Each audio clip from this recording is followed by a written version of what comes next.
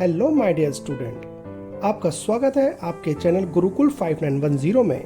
आज हम एक बेहद रोचक और महत्वपूर्ण विषय के बारे में जानेंगे जो विज्ञान का एक महत्वपूर्ण हिस्सा है, रिप्रोडक्शन इन एनिमल यानी जानवरों में प्रजनन।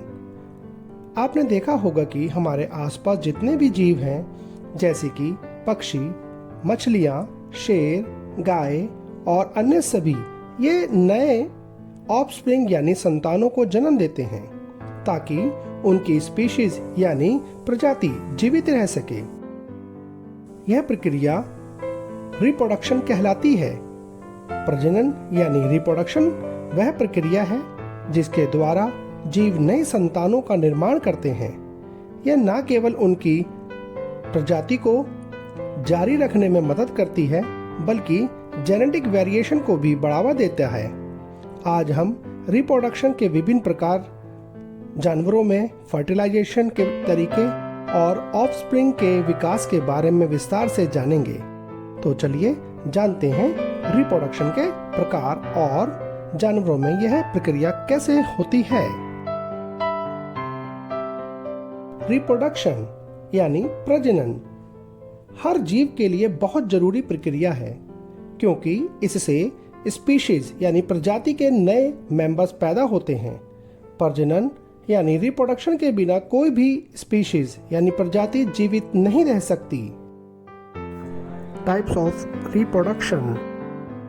रिप्रोडक्शन के दो प्रकार हैं, असेक्सुअल रिप्रोडक्शन यानी अलैंगिक प्रजनन, सेक्सुअल रिप्रोडक्शन यानी लैंगिक प्रजनन। अब हम सबसे पहले असेक्सुअल रिप्रोडक्शन को समझते हैं। असेक्सुअल रिप्रोडक्शन एक ऐसी प्रक्रिया है जिसमें केवल एक ही पेरेंट से नया ऑफस्प्रिंग पैदा होता है। यह ऑफस्प्रिंग जेनेटिकली अपने पेरेंट के समान होता है। असेक्सुअल रिप्रोडक्शन में मुख्यतः दो प्रक्रियाएं शामिल हैं, बाइनरी फिशन और बर्डिंग। बाइनरी फिशन का उदाहरण है अमीबा, जिसमें पेरेंट ऑर्गेनिज्म खुद को दो समान भागों में विभाजित कर देता है। इसका मतलब है कि एक अमीबा से दो नए अमीबा बन जाते हैं।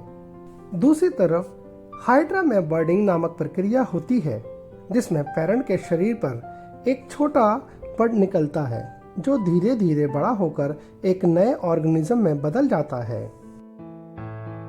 अब बात करते हैं दूसरे प्रकार के रिप्रोडक्शन की, जिसे हम सेक्सुअल रिप्रोडक्शन कहते हैं। सेक्सुअल रिप्रोडक्शन में दो पेरेंट शामिल होते हैं, एक मेल और एक फीमेल।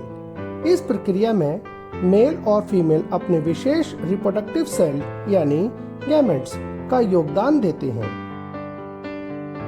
सेक्सुअल रिप्रोडक्शन में दो मुख्य गैमेट्स होते हैं। नंबर 1 स्पर्म यानी शुक्राणु, यह मेल रिप्रोडक्टिव सेल है।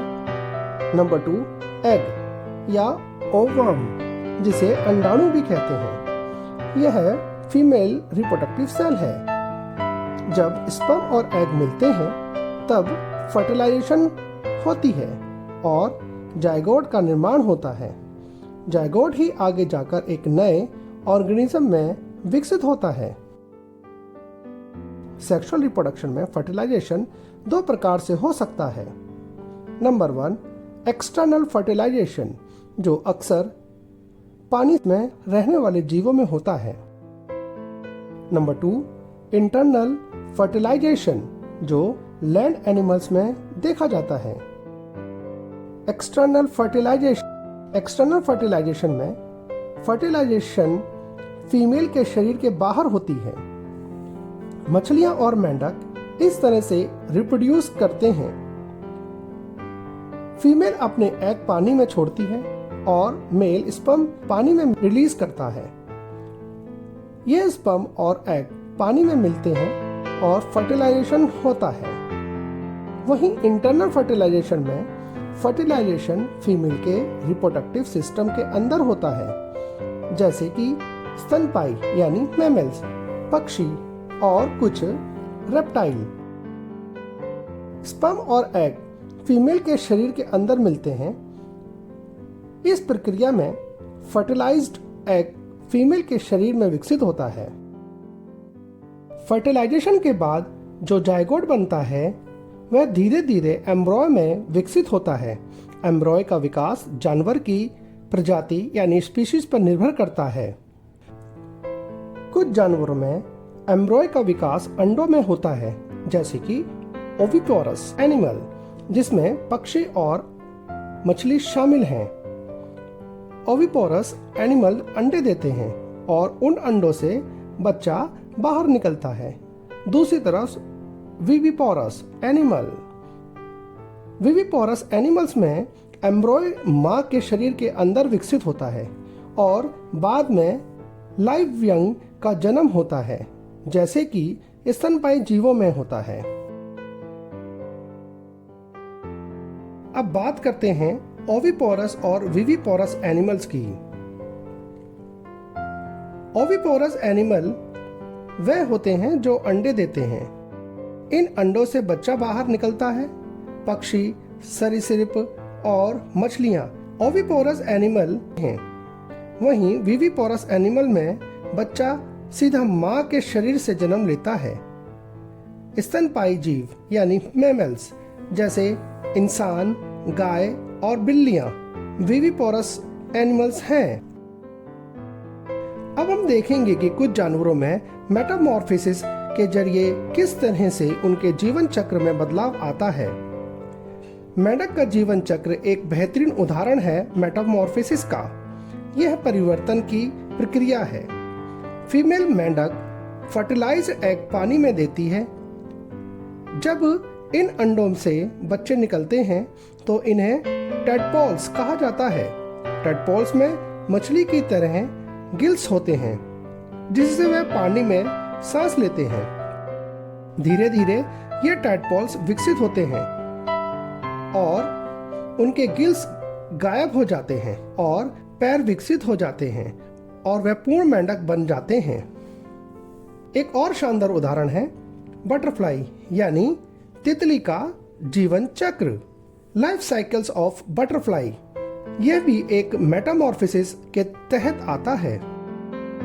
तितली का जीवन चक्र 4 चरणों में होता है। नंबर 1 एग, सबसे पहले तितली अंडे देती है। नंबर 2 लार्वा, यानी अंडे से लार्वा निकलता है, जिसे हम कैटरपिलर कहते हैं।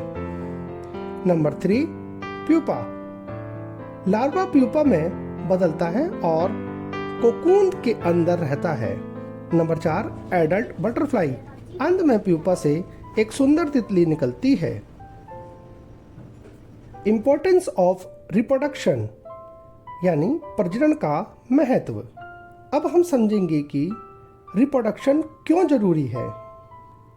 रिप्रोडक्शन न केवल स्पीशीज को जीवित रखने के लिए जरूरी है, बल्कि जेनेटिक वेरिएशन लाने में भी बहुत महत्वपूर्ण भूमिका निभाता है। जेनेटिक वेरिएशन स्पीशीज को बदलते वातावरण में सरवाइव करने में मदद करती है। जेनेटिक वेरिएशन के कारण ऑफस्प्रिंग अपने माता पिता से अलग होते हैं। यह जेनेटिक डाइवर्सिटी स्पीशीज को बीमारियों से लड़ने, बदलते पर्यावरण के साथ अनुकूल करने और लंबे समय तक जीवित रहने में मदद करती है। आज के इस वीडियो में हमने देखा कि रिप्रोडक्शन किस प्रकार से होता है, जानवरों में किस प्रकार की फर्टिलाइजेशन और एम्ब्रॉय डेवलपमेंट होती है और क्यों रिप्रोडक्शन हर स्पीशीज के लिए आवश्यक है। हमने सीखा कि रिप्रोडक्शन के बिना जीवन की निरंतरता संभव नहीं है। तो दोस्तों, आज आपने रिप्रोडक्शन के बारे में सीखा और जाना कि ये प्रक्रिया कैसे स्पीशीज के अस्तित्व यानी सरवाइव करने में मदद करती है। अगर आपको ये वीडियो पसंद आई हो तो लाइक और सब्सक्राइब करना ना भूलें। कमेंट में बताएं कि आपको और किस टॉपिक पर वीडियो चाहिए। चलिए मिलते हैं एक नए टॉपिक के साथ। तब तक के लिए keep learning and keep growing. Thank you.